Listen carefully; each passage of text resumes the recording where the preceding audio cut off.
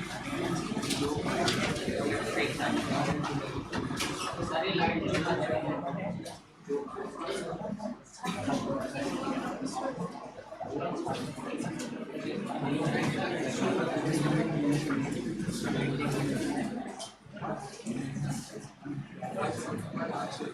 आज जो revision class है उसके बाद से टेस्ट भी है क्लास 12 के लिए, electric field and potential, very important topic electric potential. और इतना बड़ा टॉपिक है, कितने दिन ये टॉपिक चला तब जाकर के फिनिश हुआ। और इस टॉपिक से चाहे कंपटीशन हो, नीट एग्जाम हो, आईटी एग्जाम हो या बोर्ड एग्जाम, खूब क्वेश्चंस आते हैं। हमने बताया था कि 12th बोर्ड एग्जाम में 5 क्वेश्चंस आए थे सीबीएसई बोर्ड एग्जाम। तो इस टॉपिक को विशेष रूप से आप लोग क्या कीजिए, तैयार कीजिए, जिससे कि इस टॉपिक से जो भी क्वेश्चन एग्जाम में आवे बढ़िया से उसको आप लोग सॉल्व कर सकें। और डेरिवेशन जो है वो तो अलग से आप लोग को तैयार करना ही पड़ेगा। आज जो टेस्ट होगा वो किस प्रकार टेस्ट होगा, एमसीक्यू टेस्ट होगा, जिसमें टोटल केवल न्यूमेरिकल क्वेश्चंस रहेंगे। लेकिन इसके बाद से जो अलग से तैयार करना है वो सारे डेरिवेशन से भी तैयार करने हैं, लिख लिख के सब तैयार करने हैं। अलग से डेरिवेशन वाले भी टेस्ट लिए जाएंगे, क्योंकि जो बोर्ड एग्जाम में डेरिवेशन आएगा वो चीज़ लिखना आप लोग बहुत जरूरी है। और पहले से तैयार किए रहेंगे तभी जाकर आप उसका टेस्ट दे पाएंगे।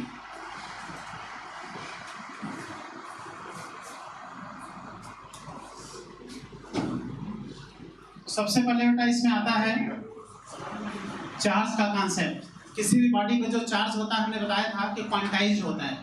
इसका मतलब किसी बॉडी पे जो चार्ज होता है Q = कितना होता है बेटा, Ne, और n का वैल्यू 1 2 3 4 5 6 कुछ भी हो सकता है।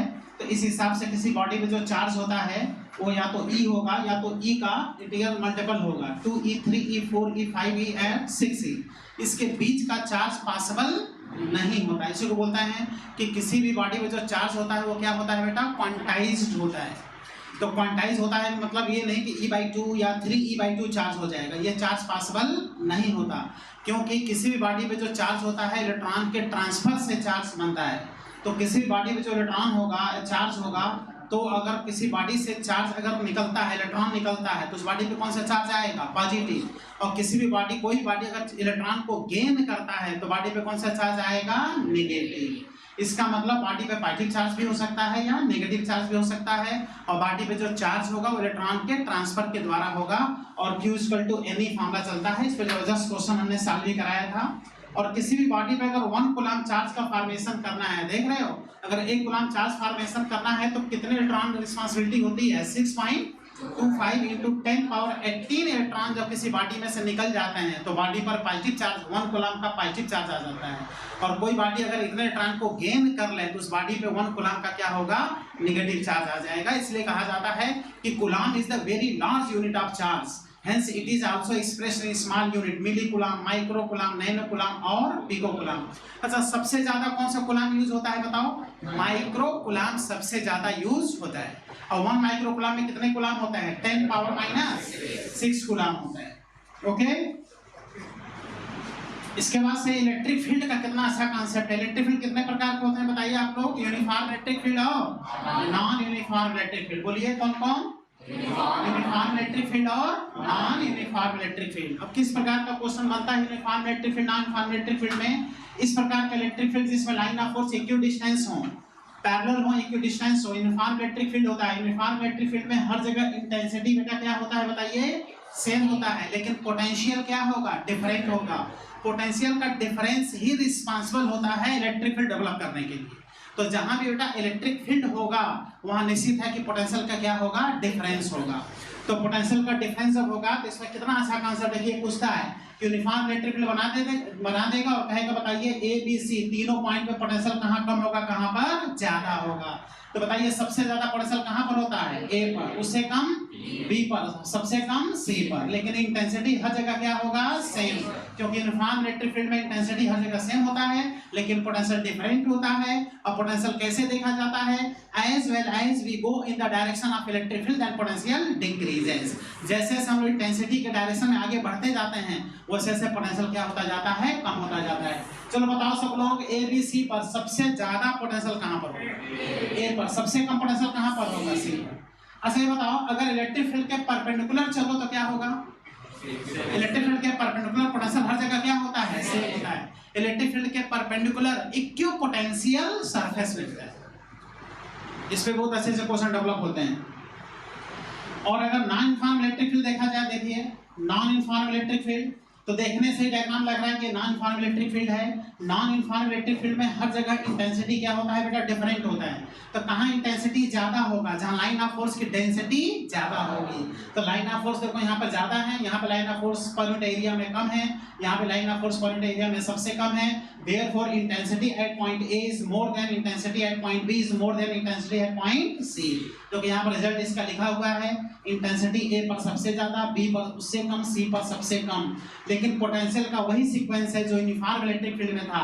जैसे जैसे इलेक्ट्रिक फील्ड के डायरेक्शन में आप आगे बढ़ते जाएंगे, यहाँ पर भी पोटेंशियल क्या होता जाएगा, कम होता चला जाएगा। तो इस पे जो क्वेश्चंस होते हैं बहुत आसानी से आप सॉल्व कर सकते हैं। बस ये देखिए कि जैसे जैसे इंटेंसिटी के डायरेक्शन में आगे बढ़िए, पोटेंशियल को क्या करते जाइए, कम करते चले जाइए। तो इसमें खूब क्वेश्चंस आपको हम लोगों ने कराया भी था असाइनमेंट से, बुक से आप सॉल्व कीजिए तो क्वेश्चंस मिलेंगे, सीधा आंसर आप लोगों को सुन लेना होता है। इसके बाद से आता है दो चार्ज के बीच लगने वाला इलेक्ट्रोस्टैटिक फोर्स, और इसमें खूब ढेर सारा हमने न्यूमेरिकल क्वेश्चन भी करवाया था। तो बताइए electrostatic force between two charge, ये कौन सा लॉ कहलाता है, कूलॉम्स इनवर्स स्क्वायर लॉ कहलाता है। और आप लोग बताइए जरा, कूलॉम्स इनवर्स स्क्वायर लॉ किसके लिए वैलिड होता है, पॉइंट चार्ज के लिए वैलिड होता है। अच्छा, चार्ज और भी होते हैं क्या, और भी होते हैं, कौन सा, लाइन चार्ज, प्लेट वाला चार्ज, स्फीयर वाला चार्ज। स्फीयर कितने प्रकार के होते हैं, दो प्रकार के, हॉलो स्फीयर और सॉलिड स्फीयर। फिर डाइपोल भी होता है। तो इस तरह से देखा जाए तो पॉइंट चार्ज भी है, और चार्ज क्या है बेटा, बॉडीज भी होता है। पॉइंट चार्ज के साथ साथ चार्ज बॉडीज भी होते हैं। तो कूलॉम्स इनवर्स स्क्वायर लॉ में देखिए, अगर दो पॉइंट चार्ज कितने सेपरेशन पर रखे हों, r सेपरेशन पे, तो आपस में इनमें म्यूचुअल फोर्स लगेगा, या तो अट्रैक्शन होगा या तो रिपल्सन होगा, वो डिपेंड करेगा चार्ज का नेचर क्या है। सिमिलर अगर चार्ज है तो उसमें क्या होगा, रिपल्सन, अपोजिट चार्ज है तो क्या होगा, अट्रैक्शन। अच्छा, जो फोर्स Q1 पर लगेगा वही फोर्स किस पर लगेगा, Q2 पर। दोनों पे फोर्स का मैग्नीट्यूड क्या होता है बेटा, सेम होता है। और यही है कूलॉम्स इनवर्स स्क्वायर लॉ का फार्मूला, या फिजिकल टू, बोलिए सब लोग, 1/4π Q1 Q2 upon r square. इसका यूनिट क्या होगा, न्यूटन। अच्छा बताइए सीजीएस में इसका वैल्यू कितना होता है, 1। तब इसमें किस में आएगा, डाइन में, और इसमें किस में आएगा, न्यूटन में। और 1/4π का एमकेएस वैल्यू क्या है, देखिए 9 × 10⁹। ओके। और अगर दो चार्ज के बीच हम कोई मीडियम ला के फिलअप कर दें, मीडियम, तो इसको कौन सा मीडियम कहते हैं, डाइलेक्ट्रिक मीडियम, जिसका ये कहलाता है डाइलेक्ट्रिक कांस्टेंट। डाइलेक्ट्रिक कांस्टेंट को और क्या कहते हैं बताइए, रिलेटिव परमिटिविटी। के का ना कोई यूनिट होता है ना कोई डायमेंशन होता है। तो जब हम लोग यहाँ लाकर तो कोई मीडियम फिलअप कर देते हैं, तो ऐसे कंडीशन में फॉर्मूला सेम है, बस क्या है, के से यहाँ क्या हो गया, डिवाइड हो गया। इसलिए कभी भी न्यूमेरिकल क्वेश्चन सॉल्व करते समय देखिए कि दो चार्ज के बीच एयर मीडियम है कि वैक्यूम है या कोई मीडियम है। अगर कोई मीडियम है तो के से क्या कर दीजिए, डिवाइड। ऐसे कंडीशन में अगर मीडियम फिलअप करेगा तो क्वेश्चन में के का वैल्यू दे देगा। तो के से बताइए मल्टीप्लाई होता है कि डिवाइड हो जाता है, डिवाइड हो जाता है। तो 108 भी रहेगा, साथ में के भी आ जाएगा। अच्छा ये बताओ बेटा, ये क्या है बताओ, यहाँ जो डाइलेक्ट्रिक फिलअप किया गया है, यहाँ किस तरह से फिलअप किया गया है, होमोजीनियस, होमोजीनियस तरीके से फिलअप किया गया है। और यहाँ पे किस तरह से फिलअप किया गया है बताइए, हेट्रोजीनियस तरीके से फिलअप किया गया है। हेट्रोजीनियस फिलअप करना मतलब नॉर्मल तरीके से फिलअप किया गया कि मायावी तरीके से फिलअप किया गया। तो बताइए नॉर्मल राक्षस है कि मायावी राक्षस है, तो ये बेटा मायावी राक्षस है। इसको धराशायी करने के लिए क्या करना पड़ेगा, पूरे सेपरेशन को एयर में बदलना होगा। देख लो, तो पूरे सेपरेशन को एयर में बदलने के लिए दोनों चार्ज के बीच क्या निकालना पड़ेगा, इफेक्टिव सेपरेशन इन एयर। उसको आप आर कहेंगे कि आर डैश कहेंगे। तो आर डैश का वैल्यू कैसे निकाला जाता है, आर में से टी माइनस कर दो, तो कौन सा रीजन आ गया, एयर रीजन। अब फिर इस डाइलेक्ट्रिक रीजन को एयर में बदल लो, तो डाइलेक्ट्रिक रीजन को एयर में बदलने का फॉर्मूला क्या होता है, टी रूट के। तो R dash equal to R minus T plus T root के।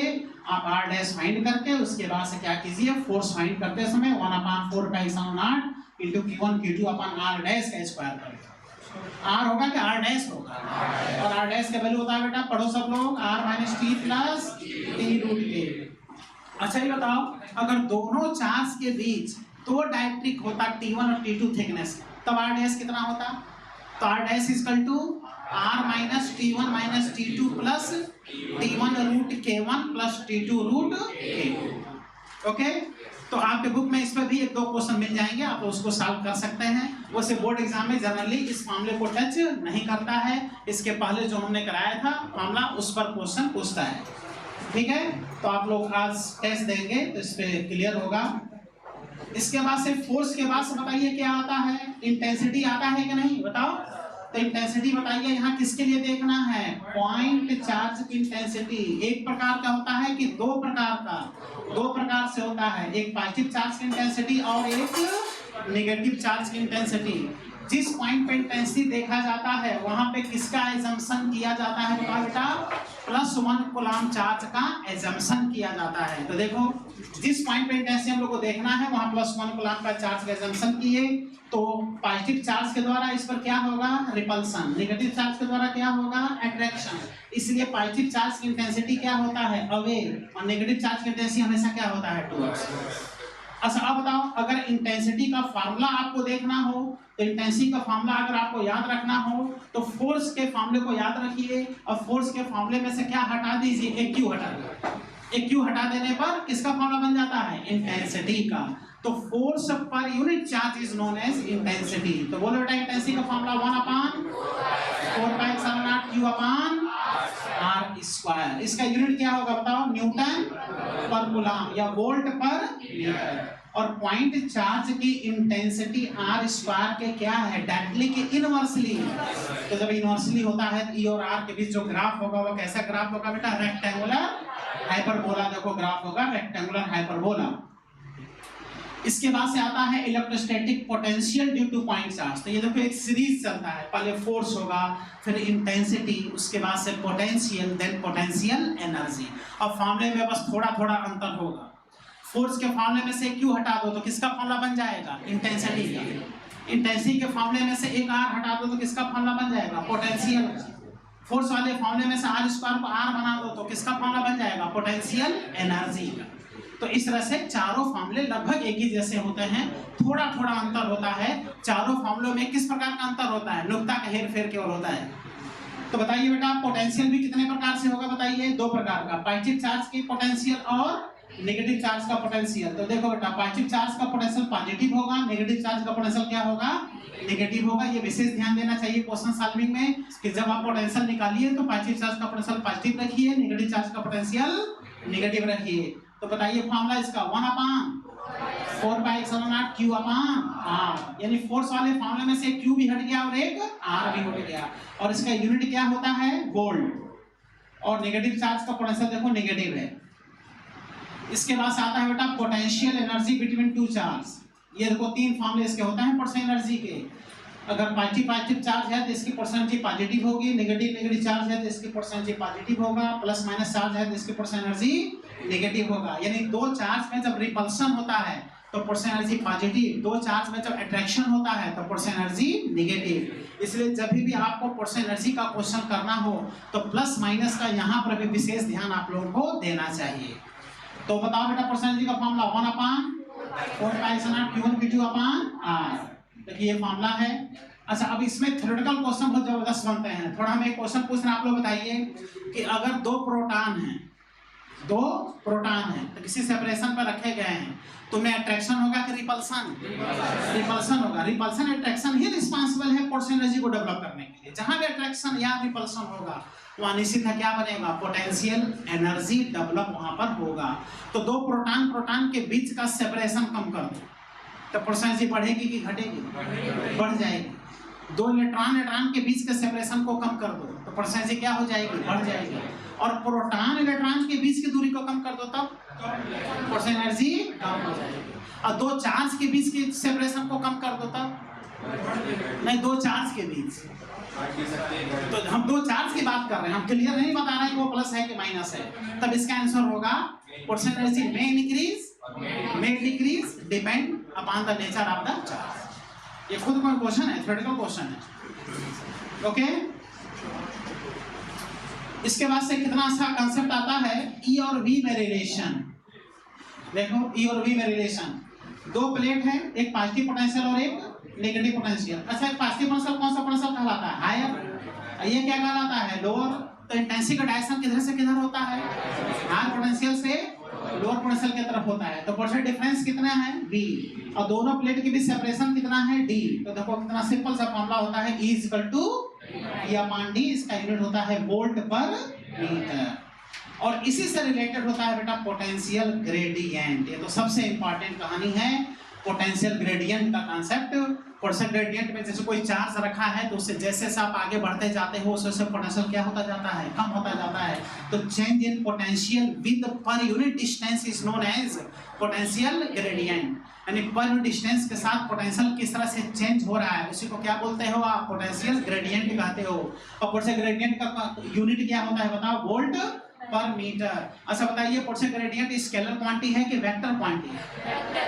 वेक्टर क्वांटिटी है, क्योंकि ये किसके जैसे है, इंटेंसिटी के जैसे है। Potential gradient is equal to intensity, इसलिए with help of potential gradient we can also find electric field intensity. अगर पोटेंशियल का फंक्शन दिया है तो ऐसे में हम लोग इलेक्ट्रिक फील्ड इंटेंसिटी क्या कर सकते हैं, फाइंड कर सकते हैं। इसमें बहुत जबरदस्त इंपॉर्टेंट क्वेश्चंस बनते हैं। तो इसमें क्या करता है देख रहे हो, सिंगल वेरिएबल और मोर देन वन वेरिएबल के क्वेश्चंस को डेवलप करता है। पोटेंशियल दे देगा किसका फंक्शन, x का फंक्शन। आज जो टेस्ट होगा उसमें आप लोग देखिएगा, इस पे क्वेश्चंस मिलेंगे और हर क्वेश्चन आपको ट्राई करके उसको सही से आपको क्या करना है, सॉल्व करना है। जैसे आप सीखेंगे एकदम आसान होता है। बोर्ड एग्जाम में भी देखिए आया था इस पे क्वेश्चन, बोर्ड एग्जाम में सिंपल क्वेश्चन आया था। कंपटीशन में जब आएगा थोड़ा सा फंक्शन को क्या कर देगा, हार्ड बना देगा। तो अगर पोटेंशियल x का फंक्शन है तो ऐसे में बताइए बेटा इंटेंसिटी कैसे आप निकालोगे, x के रिस्पेक्ट में इसको क्या कर दोगे, डिफरेंशिएट। अब क्या लगाना नहीं भूलोगे, अगर माइनस लगाना भूल गए तो क्या होगा, एक आंसर मिल जाएगा। बोलो मन क्या हो जाएगा, प्रसन्न। तो अगर माइनस लगाना भूल गए तो ज्यादा कुछ नहीं होगा, बस आंसर गलत होगा, इससे ज्यादा कुछ नहीं होगा। तो पोटेंशियल ग्रेडियंट पे जब भी आप क्वेश्चन कीजिए, डिफरेंशिएट कीजिए तो माइनस जरूर लगाइए। और उल्टा जब पूछेगा बताओ, इंटेंसिटी देके जब क्या पूछेगा पोटेंशियल, तब डिफरेंशिएट करना होगा कि इंटीग्रेट, तब इंटीग्रेट करना होगा। अच्छा अब बताओ इस टाइप के क्वेश्चन ये भी मिलेंगे आज टेस्ट में आप लोगों को। ये बताइए सिंगल वेरिएबल है कि मोर देन वन वेरिएबल है। तो एक्स वाई जेड का जब फंक्शन होगा तो कितनी बार डिफरेंशिएट करना होगा, 3 बार। अच्छा बताइए डिफरेंशिएशन है कि पार्शियल डिफरेंशिएशन है, कौन सा डिफरेंशिएशन, इसके रिस्पेक्ट में। तो जब x के रिस्पेक्ट में पार्शियल डिफरेंशिएशन करोगे तो y और z को क्या रखोगे, कांस्टेंट। y और z को कांस्टेंट रखना पड़ेगा। और इसमें जब y के रिस्पेक्ट में जब डिफरेंशिएट करोगे तो x और z को कांस्टेंट रखना पड़ेगा। तो जब z के रिस्पेक्ट में डिफरेंशिएट करोगे तो x और y को कांस्टेंट रखना पड़ेगा। तो ऐसे क्वेश्चंस हमने कराया था। निश्चित है कि आप टेस्ट में जो क्वेश्चंस आए हैं उसको आप सॉल्व करेंगे और पार्शियल डिफरेंशिएशन करके सॉल्व करेंगे। अच्छा मान लो इंटेंसिटी वेक्टर फॉर्म में पूछ देता है, ऐसे इंटेंसिटी निकालो। और अगर इसका मैग्नीट्यूड पूछ दे तो वेक्टर फॉर्म का magnitude root over ex square plus ey square plus ez square से नेट इंटेंसिटी देखो आ जाता है। इस टॉपिक में बहुत इंपॉर्टेंट एक वर्क डन का भी देखिए फॉर्मूला होता है। अगर कोई चार्ज पार्टिकल इलेक्ट्रिक फील्ड में मोशन कर रहा हो एक पॉइंट से दूसरे पॉइंट तक, तो ऐसे कंडीशन में आप लोग बताइए वर्क डन का फॉर्मूला क्या होता है, Q into delta B. Delta B क्या है, पोटेंशियल का डिफरेंस है। डेल्टा अच्छा पोटेंशियल डिफरेंस में क्या, कौन सा पोटेंशियल डिफरेंस लेकर चलते हैं, इनिशियल माइनस फाइनल कि फाइनल माइनस इनिशियल। अगर ऐसा नहीं करोगे तो प्लस माइनस का चक्कर आ जाएगा और आंसर आपका क्या हो जाएगा, गलत हो जाएगा। तो देख लीजिए work done is equal to जो चार्ज मूव करेगा उसका चार्ज इनटू पोटेंशियल का difference. Work done is equal to charge into potential के डिफरेंस में कौन सा पोटेंशियल बेटा बताइए, final potential minus initial potential. अच्छा अब बताओ अगर फाइनल और इनिशियल पोटेंशियल बराबर हो तो डेल्टा बी कितना हो जाएगा, 0। वर्क डन कितना हो जाएगा, 0। आप लोग एक नाम सुने हो इक्विपोटेंशियल सरफेस। इक्विपोटेंशियल सरफेस का हर पॉइंट का पोटेंशियल क्या होता है, सेम होता है। जब हर पॉइंट का पोटेंशियल सेम होगा तो किसी दो पॉइंट के बीच का पोटेंशियल डिफरेंस कितना होगा, 0। इसलिए इक्विपोटेंशियल सरफेस पे अगर कोई भी चार्ज मोशन कर रहा हो तो वर्क डन हमेशा क्या होगा, 0, ऑलवेज 0 होगा वर्क डन। इसके बाद से ये आ गया कौन सा डाइपोल बेटा, इलेक्ट्रिक डाइपोल। इलेक्ट्रिक डाइपोल में कितने चार्ज होते हैं, 2, माइनस क्यू और प्लस क्यू। अच्छा इलेक्ट्रिक डाइपोल में दो चार्ज में Q1 Q2 होता है कि दोनों का मैग्नीट्यूड सेम होता है, मैग्नीट्यूड सेम होता है और नेचर जस्ट अपोजिट होता है। तो इसमें पहला फार्मूला किसका बनता है बताओ, इलेक्ट्रिक डाइपोल मोमेंट का फार्मूला। तो इलेक्ट्रिक डाइपोल मोमेंट का क्या फार्मूला है, P इक्वल टू दोनों में से कोई एक चार्ज इनटू यहाँ पे कैपिटल क्यू लिखा है, यहाँ स्मॉल क्यू हो गया है, कैपिटल क्यू होना चाहिए। तो ऐसे कंडीशन बताइए बेटा, क्यू इंटू दोनों चार्ज के बीच का क्या सेपरेशन, और डाइपोल मोमेंट का यूनिट बताइए कूलम इंटू मीटर। अच्छा, इलेक्ट्रिक डाइपोल मोमेंट स्केलर है कि वेक्टर?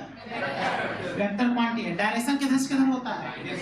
प्लस से माइनस के माइनस से plus, always from minus two plus. Dipole moment is a vector quantity, इसका डायरेक्शन हमेशा माइनस क्यू से प्लस क्यू के तरफ होता है। अब अगर किसी डाइपोल को यूनिफॉर्म इलेक्ट्रिक फील्ड में थीटा डिग्री डिफ्लेक्ट करा के छोड़ दिया जाए, कितना डिग्री बेटा? थीटा डिग्री डिफ्लेक्ट करा के छोड़ दिया जाए, तो ऐसे में डाइपोल पे क्या लगता है? टॉर्क। टॉर्क के कितने फॉर्मूले होते हैं? दो फॉर्मूले, एक होता है इस मैग्नीट्यूड, एक होता है वेक्टर फॉर्म। एक वेक्टर फॉर्म में बताओ क्या होता है? टाउ इक्वल टू क्या होगा? P cross E. देखो पी क्रॉस ई। अच्छा, ई क्रॉस पी कि P cross? Always P cross, क्योंकि दो वेक्टर का क्रॉस प्रोडक्ट कॉम्यूटेटिव लॉ को फॉलो नहीं करता। A cross B is not equal to B cross A. Dot product जो होता है कॉम्यूटेटिव लॉ को फॉलो करता है, लेकिन क्रॉस प्रोडक्ट कॉम्यूटेटिव लॉ को फॉलो नहीं करता। तो इस हिसाब से देखिए होता है पी क्रॉस ई। इसको जब मैग्नीट्यूड लिखोगे तो tau equal to P sine theta, यानी टॉर्क किस पे डिपेंड है? एंगल। अब बताइए डाइपोल को अगर इलेक्ट्रिक फील्ड में थीटा डिग्री डिफ्लेक्ट कराना हो तो कितना वर्क करना पड़ेगा? याद है फॉर्मूला? देखो पीई ब्रैकेट में 1 माइनस cos थीटा, टार्क में sin थीटा होता है और वर्डन में क्या होता है? cos theta. जहां भी स्केलर क्वांटिटी आएगा वहां फॉर्मूले में cos थीटा होगा, जहां वेक्टर क्वांटिटी आएगा फॉर्मूले में क्या होगा? sin थीटा होगा।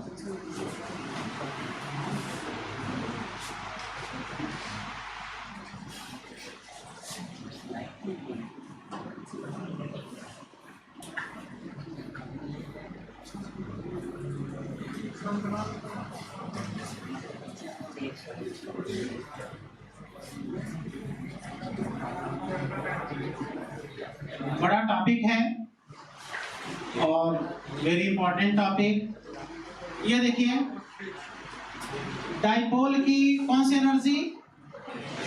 इलेक्ट्रिक फील्ड में पोटेंशियल एनर्जी का फॉर्मूला देखिए माइनस पीई cos थीटा। इसको जब वेक्टर फॉर्म लिखेंगे तो देखिए क्रॉस प्रोडक्ट नहीं, कौन सा प्रोडक्ट होता है? Dot product. हमेशा क्या लगा रहेगा? माइनस। फिर आप लोग जानते हो कि डाइपोल का दो पोजीशन पे बहुत ही इंपॉर्टेंट क्वेश्चन बनता है, एक होता है एक्सियल पोजीशन और एक क्या होता है? Broad side position. तो एक्सियल पोजीशन और ब्रॉड साइड की इंटेंसिटी और पोटेंशियल का फॉर्मूला एकदम क्लियरली याद रहना चाहिए। और बताइए फॉर्मूला केवल याद रहना चाहिए कि डेरिवेशन भी क्लियर रहना चाहिए, क्योंकि खूब आता है बोर्ड एग्जाम में डेरिवेशन। एक्सियल पोजीशन और कौन सा पोजीशन बेटा? ब्रॉड साइड पोजीशन के डेरिवेशंस खूब आते हैं।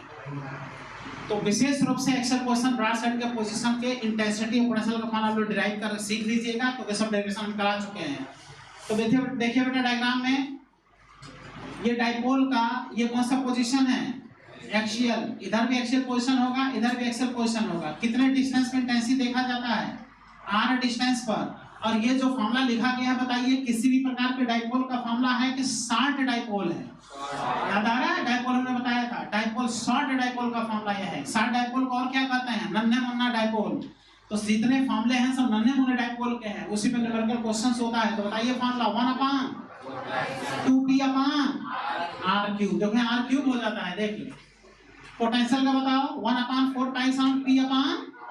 अच्छा यहाँ प्लस माइनस क्यों लिखा है? इधर देखोगे तो नेगेटिव पोटेंशियल होगा और इस बगल देखोगे तो पॉजिटिव, क्योंकि यहाँ कौन सा चार्ज है? नेगेटिव। यहाँ क्या है? तो इधर नेगेटिव पोटेंशियल होता है, इधर क्या होता है? पॉजिटिव। और बताओ एक्सियल पोजीशन पर इंटेंसिटी और डाइपोल मोमेंट के बीच एंगल कितना होता है? 0। क्योंकि देख लो बेटा इंटेंसिटी डाइपोल मोमेंट के डायरेक्शन में है कि नहीं है, इसलिए कहा जाता है कि एक्सियल पॉइंट पर इंटेंसिटी डाइपोल मोमेंट के डायरेक्शन में होने के कारण जो फाई होता है वो कितने डिग्री होता है? 0 डिग्री। और ब्रॉड साइड पे कितना डिग्री होता है? 180 डिग्री। अच्छा ब्रॉड साइड पे पोटेंशियल बताओ, पोटेंशियल बताओ ब्रॉड साइड पर। क्यों 0? प्लस माइनस मिलकर क्या हो जाता है? 0। और इंटेंसिटी बताओ, ब्रॉड साइड की इंटेंसिटी इसी में से क्या हटा दो? 2 हटा दो तो पोटेंशियल इंटेंसिटी का फॉर्मूला मिल जाता है। तो देखो ब्रॉड साइड, ये डायग्राम देखो, डाइपोल है, ब्रॉड साइड है, ब्रॉड साइड पे इंटेंसिटी डाइपोल मोमेंट के जस्ट अपोजिट होता है। और फॉर्मूला देख लो 1/4πε0 P/r3। एक्सियल पॉइंट ऑलमोस्ट क्या हटा दो 2। पोटेंशियल कितना होगा 0। E और P के बीच एंगल कितने डिग्री दिखाई दे रहा है 180। इसके बाद से वेरी इंपॉर्टेंट कॉन्सेप्ट आता है कौन सा फ्लक्स, इलेक्ट्रिक फ्लक्स का फॉर्मूला बताइए, ये cos थीटा। बताइए इलेक्ट्रिक फ्लक्स वेक्टर क्वांटिटी है कि स्केलर, तो क्रॉस प्रोडक्ट होगा कि डॉट प्रोडक्ट, तो देखो phi = E डॉट ए, चाहे E डॉट ए हो चाहे A डॉट E हो, इसका यूनिट होगा न्यूटन मीटर स्क्वायर पर कूलम। कौन सी क्वांटिटी है स्केलर, इसी को कहा जाता है वेबर। अच्छा मान लो एग्जाम में इसका यूनिट लिखने के लिए आ जाए तो वेबर लिखोगे कि न्यूटन मीटर स्क्वायर पर कूलम लिखोगे, तो वेबर नहीं लिखा जाता। वेबर बस न्यूमेरिकल सॉल्व करते समय लास्ट में कंपटीशन जो क्वेश्चंस दिए हैं उसमें वेबर नहीं देता है, जनरली न्यूटन मीटर स्क्वायर पर कूलम लिखना चाहिए असाइनमेंट लिखने के लिए आ जाए तो। अच्छा फ्लक्स किस पर डिपेंड है बताइए, एंगल पर। 0 डिग्री का फ्लक्स होगा cos 0 का वैल्यू 1 तो प्लस E A, 90 डिग्री का फ्लक्स 0 हो जाएगा, 180 डिग्री का फ्लक्स माइनस E A हो जाएगा। इसका मतलब इलेक्ट्रिक फ्लक्स में भी पॉजिटिव, में भी नेगेटिव और जीरो, तीनों पॉसिबिलिटी है। इलेक्ट्रिक फ्लक्स के क्वेश्चन सॉल्व करते समय विशेष रूप से क्या ध्यान देना चाहिए, एंगल, विशेष रूप से एंगल देखना चाहिए। एंगल हमेशा कहां से देखा जाता है, नॉर्मल से, एक्सिस एंगल देखा जाता है। अगर प्लेन से एंगल दे दे कॉइल के प्लेन से तो 90 में से उसको क्या कर लो माइनस करके तब जाके सॉल्व करो। फ्लक्स का विशेष इंपॉर्टेंट कॉन्सेप्ट यही है, एंगल की कहानी। जो एंगल ध्यान नहीं देता है ज्यादा कुछ नहीं होगा, बस आंसर उसका क्या हो जाएगा गलत। गॉस थ्योरम बताइए बेटा, एकदम आसान है गॉस थ्योरम। ये कौन सा रीजन है, क्लोज रीजन को और क्या कहते हैं गॉसियन सरफेस। तो इससे इसके अंदर जो चार्ज है इसको कौन सा चार्ज कहते हैं बेटा, बाउंड चार्ज। तो electric flux equal to bound charge upon epsilon naught, ये बाउंड चार्ज के टर्म में है और ये है इंटीग्रल फॉर्म इसका है। तो सरफेस इंटीग्रल E डॉट क्या होता है ds, और इसी से सारे इसके गॉस थ्योरम के क्या होता है डेरिवेशंस होते हैं। तो कुल कितने डेरिवेशन है गॉस थ्योरम पर, 4। Hollow sphere, solid sphere, infinite wire और लार्ज साइज का चार्ज्ड प्लेट। तो प्लेट की इंटेंसिटी किसके टर्म में होता है, सिग्मा के टर्म में। वायर की इंटेंसिटी किसके टर्म में होता है, लैम्डा के टर्म में। स्फीयर कितने प्रकार के होते हैं, 2 प्रकार के, हॉलो स्फीयर और सॉलिड स्फीयर। सॉलिड स्फीयर कितने प्रकार के होते हैं, 2 प्रकार के, कंडक्टिंग सॉलिड स्फीयर और नॉन कंडक्टिंग सॉलिड स्फीयर। बताइए कंडक्टिंग सॉलिड स्फीयर किसके कैटेगरी में आता है, हॉलो स्फीयर के कैटेगरी में आता है। अगर कहीं भी लिख दे कंडक्टिंग स्फीयर तो समझ जाओ कौन सा स्फीयर है, हॉलो स्फीयर। हॉलो स्फीयर के जैसे उसको क्या करो सॉल्व करो। तो यह है बेटा गॉस थ्योरम। अच्छा बताइए गॉस थ्योरम का जो फ्लक्स है क्या इसके शेप और साइज पर डिपेंड है क्या, क्लोज रीजन के शेप और साइज पर डिपेंड नहीं होता है। तो गॉस थ्योरम का हमने खूब ढेर सारा क्वेश्चन कराया था, लेकिन ये एक बहुत ही कॉमन क्वेश्चन है, हर जगह आपको मिल जाएगा। अच्छा बताइए क्लोज रीजन स्फेरिकल है कि क्यूबिकल है, इसके अंदर चार्ज कितना है, तो इस पूरे क्यूब से लिंक्ड फ्लक्स का क्या वैल्यू होगा बताओ, Q अपॉन एप्सिलॉन। लेकिन पर फेस कितना इसमें आपका फ्लक्स कट करेगा, तो टोटल का 1 बाई क्या हो जाएगा 6, क्योंकि क्यूब में टोटल कितने फेस होते हैं, 6 फेसेस होते हैं, तो पर फेस हो जाएगा Q अपॉन 6 एप्सिलॉन। इस पे भी क्वेश्चन टेस्ट में आपको हो सकता है आए, बस टिक लगा देके आगे बढ़ना रहेगा। इसके बाद से देखिए ये कौन सा स्फीयर है, हॉलो स्फीयर। अच्छा बताइए बेटा हॉलो स्फीयर में चार्ज केवल कहाँ रहता है, सरफेस पर। कहाँ का इंटेंसिटी पोटेंशियल देखना है, आउटसाइड, सरफेस और इनसाइड। आउटसाइड और सरफेस पर इंटेंसिटी और पोटेंशियल का वही फॉर्मूला होता है जो पॉइंट चार्ज का फॉर्मूला। कोई टेंशन ही नहीं है, कौन सा चार्ज बेटा। और बताइए हॉलो स्फीयर के अंदर इंटेंसिटी कितना होता है, 0। हॉलो स्फीयर के अंदर चिराग तले क्या होता है बेटा, अंधेरा। और पोटेंशियल भी क्या होता है, पोटेंशियल भी 0 होगा नहीं, यही तो मेन कहानी है। हॉलो स्फीयर के अंदर पोटेंशियल किसके बराबर होता है, सरफेस के बराबर। तो देखो हमने सब यहाँ फॉर्मूला देखो लिखा है, आउटसाइड पर small R more than R. देखो आउटसाइड पॉइंट पे इंटेंसिटी पॉइंट चार्ज का फॉर्मूला है 1/4πε0 Q upon r square. Potential है 1/4πε0 Q बाई r। सरफेस पे बस स्मॉल आर को क्या कर देना है, कैपिटल आर, यहाँ भी कैपिटल आर कर देना है, मैक्सिमम इंटेंसिटी मैक्सिमम पोटेंशियल। और इन साइड पर देखिए इनसाइड पे इंटेंसिटी 0, पोटेंशियल किसके बराबर बेटा? सरफेस के बराबर। और ये ग्राफ वेरी इंपॉर्टेंट ग्राफ, इसको देख लीजिए, कंपटीशन में भी आता है, बोर्ड एग्जाम में भी आता है, कभी बोर्ड एग्जाम में आ जाए, ठीक ना, हो सकता है टेस्ट में भी आया हो, क्यों? तो एकदम सिंपल ग्राफ है, देख लो। इंटेंसिटी का अंदर इंटेंसिटी कितना है बताओ?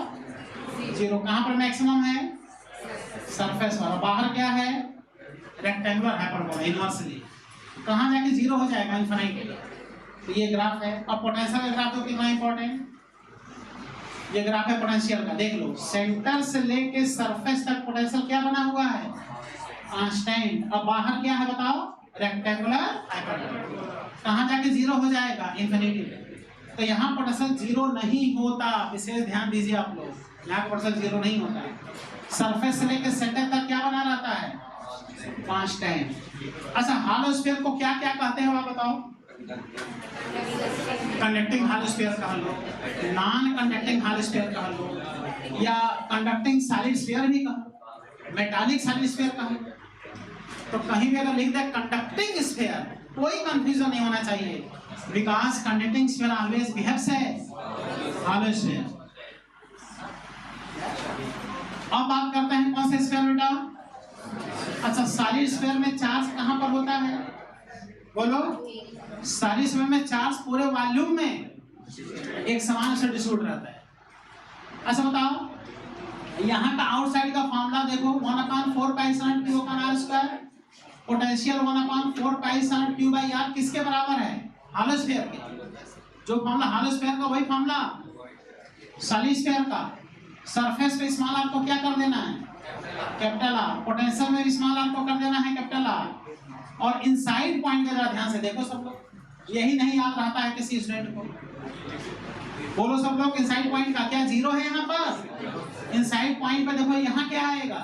Small r। तो यहाँ डायमेंशनली क्या हो जाएगा? r3। तो बताओ 1/, बोलो बेटा सब लोग, 1/q/, इंटू इसका मतलब इनसाइड पॉइंट पर इंटेंसिटी r के क्या है? और अगर सेंटर पे चले जाओ तो स्मॉल r का वैल्यू क्या हो जाएगा? 0। तो सॉलिड स्फीयर में नॉन कंडक्टिंग सॉलिड स्फीयर है ये, नॉन कंडक्टिंग सॉलिड स्फीयर की केवल सेंटर पे इंटेंसिटी 0 होता है। और कहाँ 0 होता है? इनफाइनाइट। लेकिन हॉलो स्फीयर में तो अंदर हर जगह इंटेंसिटी क्या होता है? 0। पोटेंशियल देखिए बेटा, 1/4 पाई sin q/2r3 ब्रैकेट में 3r square minus r square. इसका ग्राफ देख लीजिए, वेरी इंपॉर्टेंट ग्राफ ये है, वेरी इंपॉर्टेंट। देखो अंदर directly proportional straight line graph, फिर रेक्टेंगुलर हाइपरबोला बाहर है।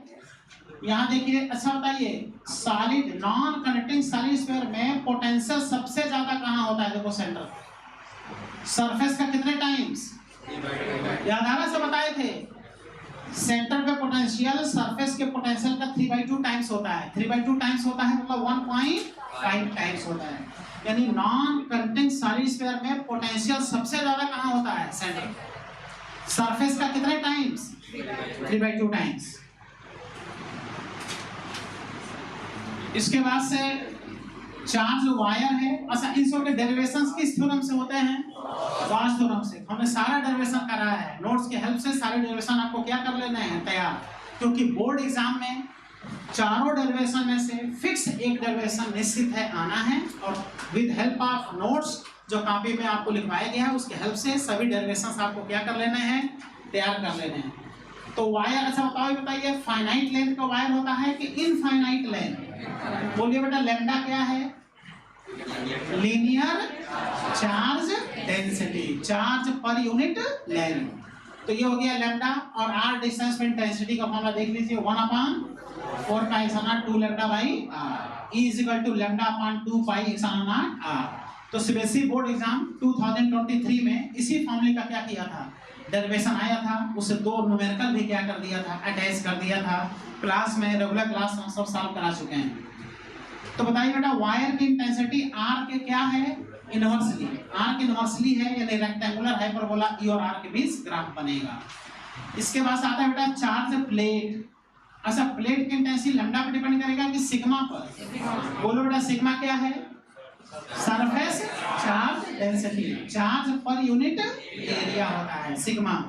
तो बताओ एक चार्ज प्लेट की इंटेंसिटी कितना होता है? सिग्मा अपान 2x/0। और इसकी इंटेंसिटी किस पर डिपेंड नहीं होता? आप चार्ज प्लेट है तो उसकी इंटेंसिटी चाहे यहाँ देखिए, चाहे यहाँ देखिए, चाहे यहाँ देखिए, हर जगह इंटेंसिटी क्या होता है? सेम होता है। क्योंकि चार्ज प्लेट की जो साइज होती है वो क्या माना जाता है? इनफाइनाइट साइज में, इसलिए इसकी इंटेंसिटी आर पे डिपेंड नहीं है। और क्लास में इसका हमने डेरिवेशन किस थ्योरम से कराया था? गॉस थ्योरम से। तो इस बार बोर्ड एग्जाम में ये क्वेश्चन एग्जाम में आप लोगों के आ सकता है। तो टोटल कितने डेरिवेशन है बताइए? 4 डेरिवेशन। अच्छा अब बताओ, एक प्लेट पॉजिटिव है, दूसरा प्लेट नेगेटिव है। एक प्लेट पॉजिटिव, दूसरा प्लेट, तो बताओ इंटेंसिटी कहाँ जीरो होगा? दोनों के बीच में जीरो होगा कि बाहर जीरो होगा? बाहर जीरो होगा। और दोनों के बीच में इंटेंसिटी यूनिफॉर्म कांस्टेंट इंटेंसिटी होगा। तो बताओ पॉजिटिव और नेगेटिव प्लेट के बीच इंटेंसिटी का क्या फॉर्मूला होगा? सिग्मा अपान एप्सिलॉन। सिग्मा अपान 2 का क्या हो जाएगा? डबल। ओके, तो कुछ तैयार हुआ टॉपिक? तो पूरा हम लोग रिवाइज करके आए होंगे। उसके बाद भी हमने यहाँ क्या किया? पूरा एक तरफ से सारे फॉर्मूले आपके सामने से गुजर गए, रिवाइज कर लिए। अब खूब बढ़िया से आप लोग टेस्ट दीजिए और अच्छे मार्क्स टेस्ट में आप लोग लाइए, जिससे सबका मन क्या रहे बेटा? पसंद है। ओके।